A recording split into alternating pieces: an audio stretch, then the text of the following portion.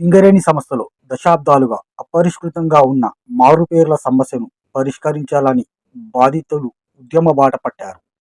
RG1 ఏరియాలోని 1వ, 3వ enclave గనుల వద్ద మారుపేర్ల కార్మికుల పిల్లలు వినూత్న నిరసన చేపట్టారు.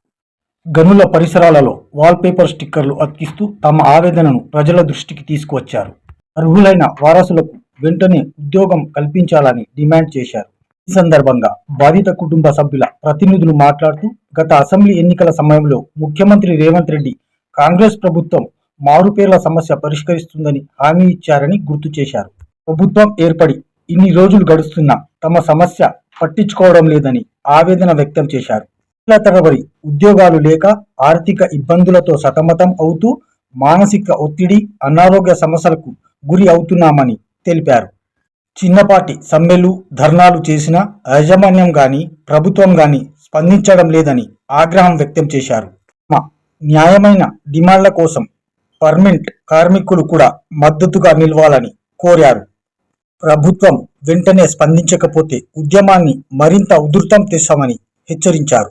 ఈ కార్యక్రమంలో లక్క శ్రావణ్ గౌడ్, దన్నాడ రాజు, సదానందం, ఓంప్రకాష్, అరవింద్, సాయి కుమార్, డిష్ బాబు, ఈర్ల రాజయ్య, సందీప్, శ్రీనివాస్, హరీష్ యాదవ్ తదితరులు పాల్గొన్నారు. Bureau report A24 news, Hyderabad.